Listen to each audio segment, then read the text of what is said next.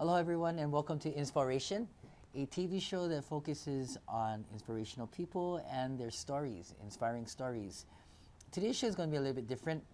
First of all, I want to thank Olelo, Channel 55, and the nonprofit 501c3 Prayers on Wings. My name is Devin Nakasone, and I am your host. And as I said, today's show will be a little bit different because our viewers have been asking. Of course, all my information is on the website, but they've been asking for a show, more telling them of basically my story. So I'm going to do that show with only myself as a guest. So I'm actually Mr. Lonely today, and there's no one here beside me. So it's going to be a little bit different. So try and follow me. I'm going to do my best for you, and try and wrap this up in about little less than a half an hour. There's a lot to talk about, so I'm going to get straight to it. So my story, how I started out was things changed for me in 1984. 1984, I was 11. I was 11 years old. And at 11 years old, I was diagnosed with leukemia. So I was 90% leukemic. And it was by the blessings of God that we caught it on time, because I was a child that used to be afraid of the doctor. So I had the symptoms, I had the signs, but I hid from my mom. Didn't want her to see the 15 bruises on each leg. She didn't know about the migraines I was having, the killer migraines I was having. No one knew. And I was fatigued, and one day she saw the bruises and tricked me into going to the doctor. It was a trap. So I went to the doctor. They did some blood tests. I didn't know, but I was running, I believe, close to 104 fever. Didn't even know it.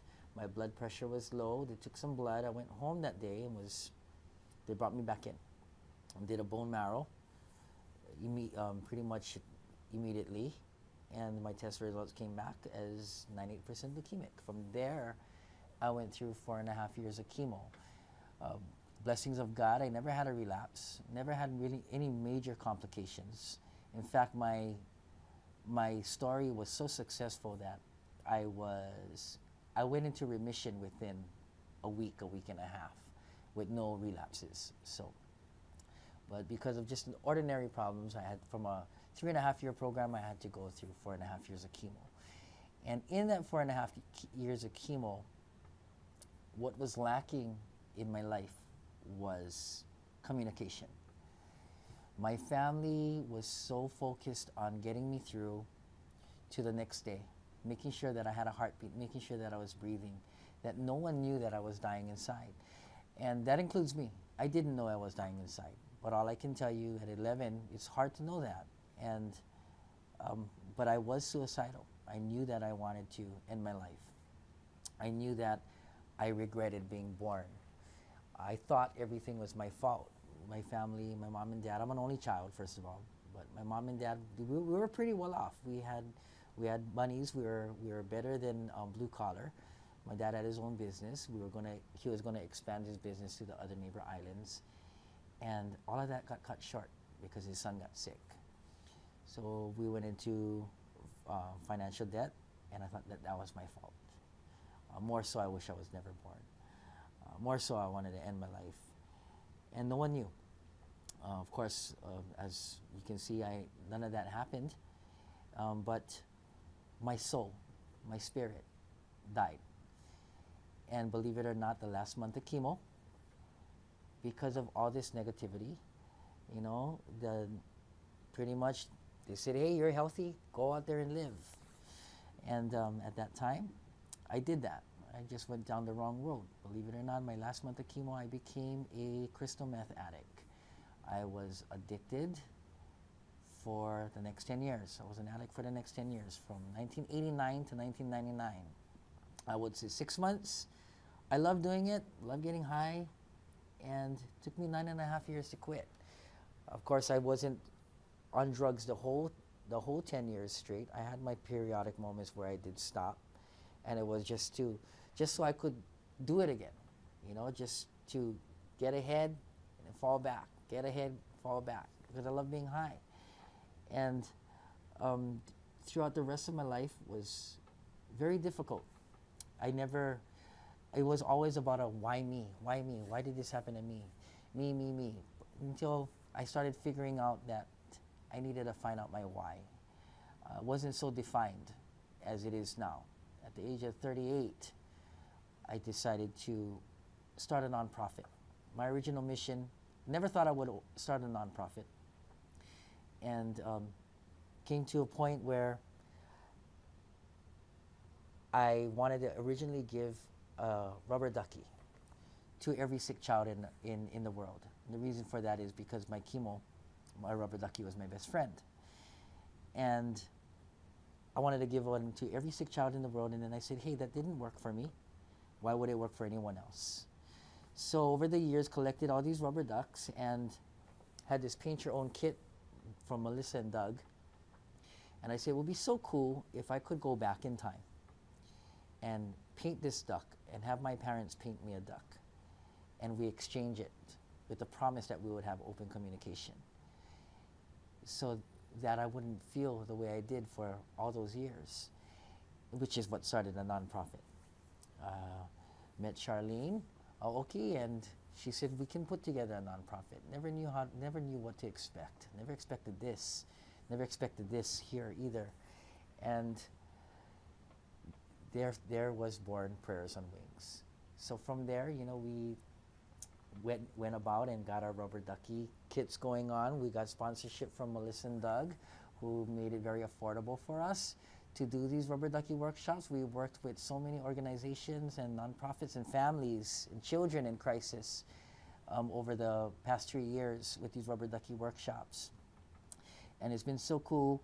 I got to give back to my home, which is at Kapiolani, and at Kapiolani there's so many organizations there, such as Cardiac Children, which is an awesome group, Hawaii Children's Cancer Foundation, March of Dimes, NICU department, neonatal to be exact. And we work with all kinds of families. What started out with cancer, we opened up to everyone. Any organization, whether healthy or dealing with sick children, or anyone, because communication, we've come to a point where communication is important in every family. Crisis is everywhere. Doesn't matter if you're sick.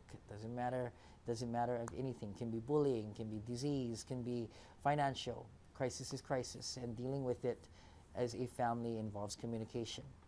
So we've been practicing these rubber ducky workshops, and which was born now after 3 years. We've come to another road, which brings us to our book, Lucky Ducky. So this will be coming out very soon. It's officially being printed, and it's basically a book made for children. And the reason for this is because doing these rubber ducky workshops, we weren't connecting with the kids. We were connecting with the parents, but not so much the children. And it's important to get to the children because they're the ones that need to talk about their crisis, their everyday bads and goods, to their parents or people they love, so that they don't end up on the same path that I did. And that's why Lucky Ducky is there. And it's basically about my story, about a child with cancer that discovers in his treatment that he needs to talk to his parents. And he makes a life-changing decision and grows up to be a healthy boy. So we're published by Tate Publishing. It's a national publishing. And we look forward for the near future. It's funny because I thought 28 minutes would be a long time, and watching the clock tick, all the things that I wanted to put into this show, I'm not going to get to. So Charlene, if you're in the booth right now, we're going to wing it. There's some clips I wanted to show and stuff, but I don't think that's going to happen. Maybe if you can set up the Toya one, and I'll talk to you just like this way because there's no one here. So so this is to cure my loneliness. I don't even know. I don't have a reaction except for carpet and backdrops, and my water bottle and this lady right here. So over the years of Prayers on Wings, for those of you that don't know me, I am a state worker by day. Now I am a published author. I am a nonprofit founder. I'm an entertainer at night, on the weekends. There's so many things that I do, so little time to do it in. And now have a television show on Olelo. Thank you, Olelo. And we've been working hard. And there's some key people that have been there for our success. And one of them I want to mention. And we had Eve Epitome here a few weeks ago. Actually, this past a few months ago. So she's from the Hawaii JCs, and the Hawaii JCs actually started us nationally, and it all came from them watching us from a very great newspaper called the Midweek, and Midweek always has a community section, and they have this column called Good Neighbors.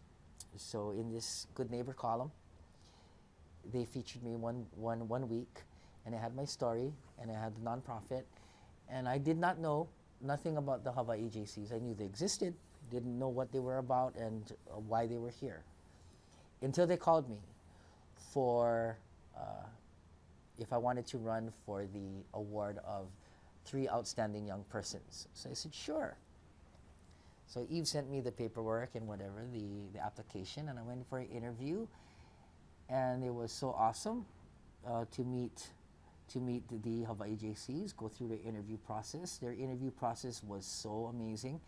Made me really think, actually changed that interview process, that our interview actually changed a lot of things in Prayers on Wings. And from there we had a banquet. I was nominated as one of the 3 outstanding young persons. And from there I went to a national level from the Hawaii JCs. That 3 gets submitted to the 10 outstanding young Americans, where it's a national thing. Every state submits their winners, and some states, because depending on their size, may have more winners. But anyway, it's a big pool of maybe 70 to 100 applicants going for this 10 Outstanding Young American Award. And in 2013, I was chosen as one of the 10. And from there, life has totally changed for me, especially for Prayers on Wings. In fact, one of my biggest nights that I can recall was in Seattle, and going up there and accepting this award. Just to name a few people just to name a few, there's 10 of us that was in my class, is John Cena, Bo Davidson, and a dear friend of mine, Nathan Osmond. And Nathan Osmond plays a very important part of the Circle of Inspiration. For those of you that don't know, it was the Osmond family that founded the Children's Miracle Network. And I never knew that until that trip. And that was my home, Kapiolani Hospital, where I spent many, many months at. And I saw the balloons, and it was 1984, when I was sick, that Kapiolani became a Children's Miracle Network hospital. How amazing is that? So amazing that I'm trying to hold back some tears, because it's amazing how when you do right, things fall in your lap. And this is something that I do right. All the wrong things that I've done in my life. And without taking up more time, I want to go to that big night of that acceptance speech. So Charlene, if you can roll the Toya speech in Seattle for me. This is too high. Story of my life. JCs, I just want to thank you so much. It is such a huge honor to be standing here today. I've had approximately 2 months to prepare for this day, and being here today makes me realize 2 things. One is that there was nothing I could do to prepare for such an event. It's amazing. Number 2 is I just realized how short I really am. Let me tell you something. When I'm walking through and all of you standing up, it scares me.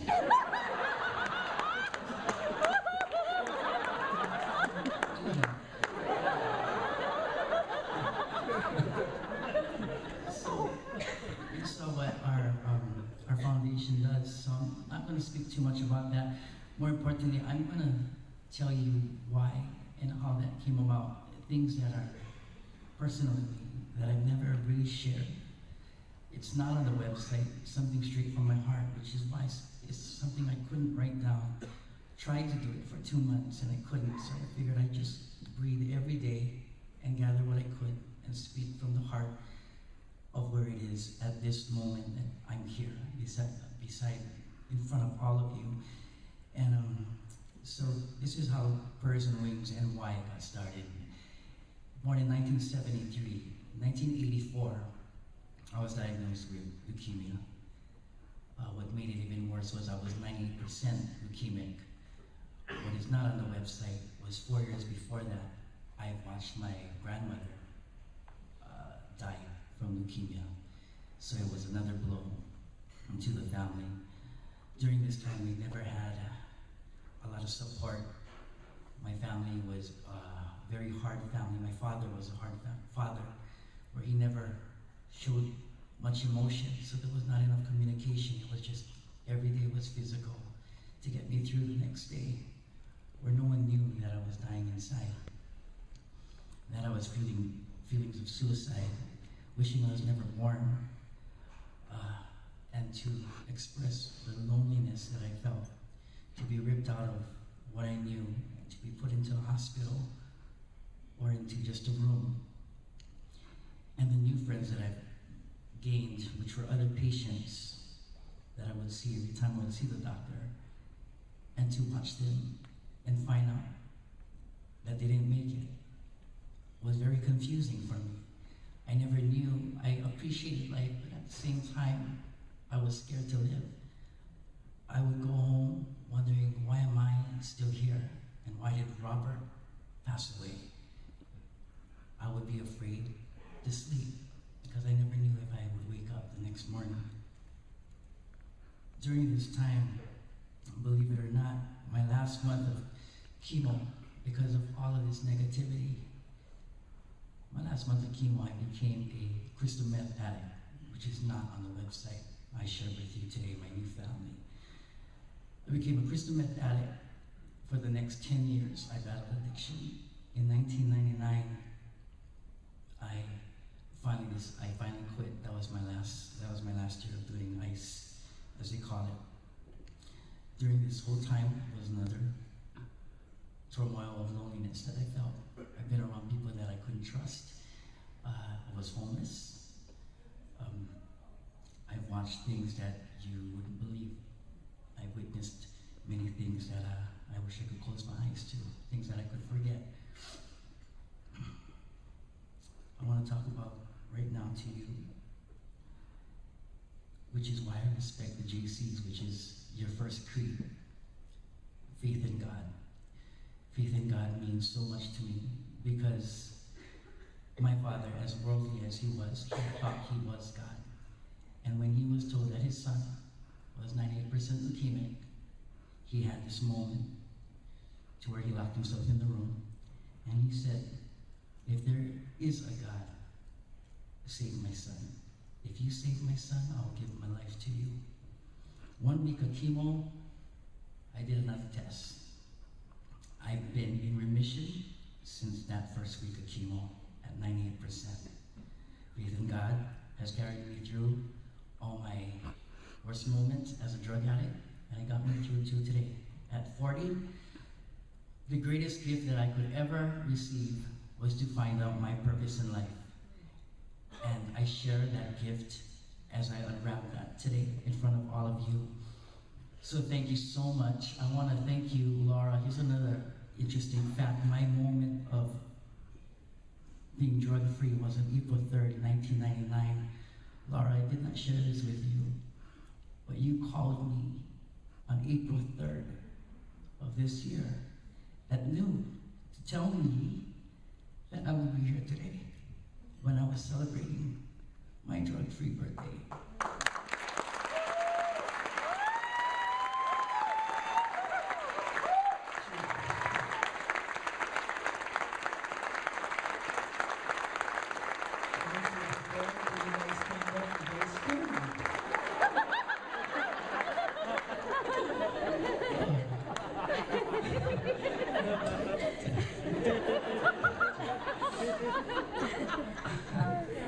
Mr. Osmond, by the way, for all those balloons that I saw every day at one point in my life, I'd like to thank your grandmother, and I want to send that thank you to you.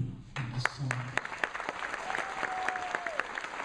So many people I need to thank.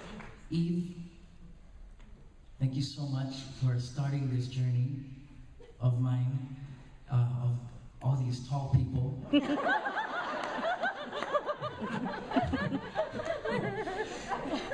And to two very important ladies, I want to share this award with. Kristen and Charlene, thank you so much. They are the reason why Prayers and Wings is really doing what it's doing. I envision it, they move it. Without them, Prayers and Wings would not be even close to where it's at today. That's one reason why I share this award with them. Secondly, I share this award with them is because it's 12 pounds and I need help carrying it. It's just as heavy as me. Everything scares me. It's,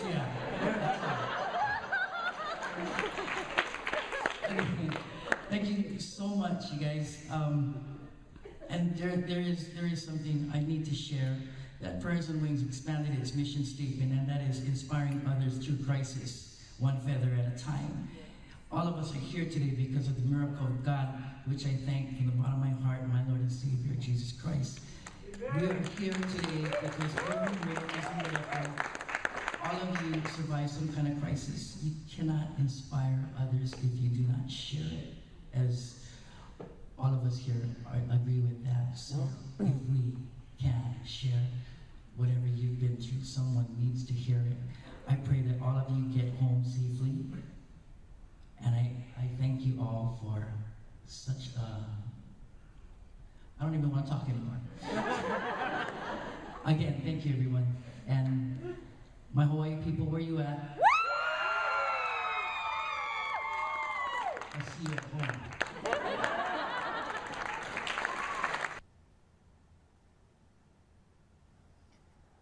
Oh, okay, so we're back. Thanks if you're still here. Thanks for watching that. You know, that was like, again, one of the biggest nights of my life. There was about 800 people or so in that audience, and it was nerve-wracking.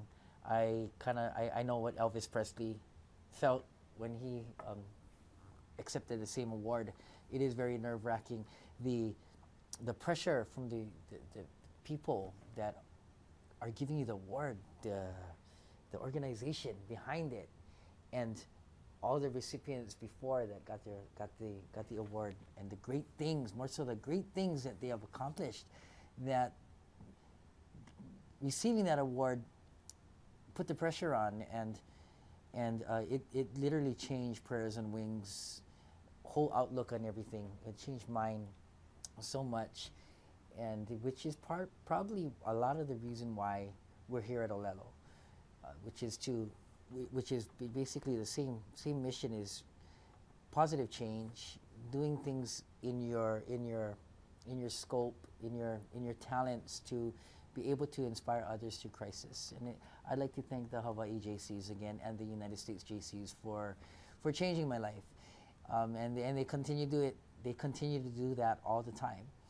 And if you don't know what the Hawaii JCs and the United States JCs is all about, please do so. Look them up, find out.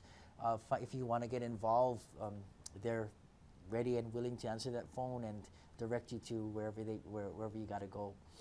So I want to go on right now and talk about real fast about the Prayers and Wings Jam Band. You know, we pretty much covered almost everything, and there's not a lot of time, so I'm just going to wrap this up. Prayers and Wings, because I'm a musician and music is my passion. Along with Charlie and even Kristen, we're all in the music thing. We've been for many years, and we want to brag about our Prayers and Wings Jam Band. Okay, so let's show the clip first, and then I'll wrap up with whatever. So this is taken at King's Corner, and you got musicians from all walks of life, all types of talent, doing all kinds of things in one place for one mission. Okay, let's roll that.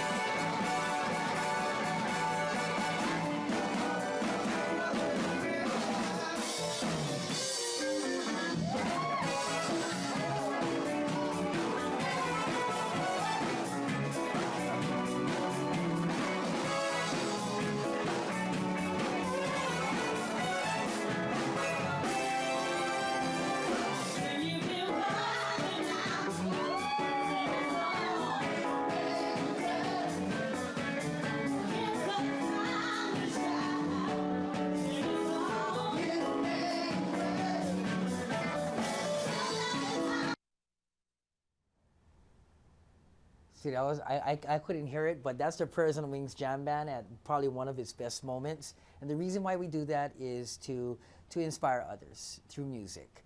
And everyone's got a story, everyone's got a crisis, and we're just coming together as musicians to help out each other.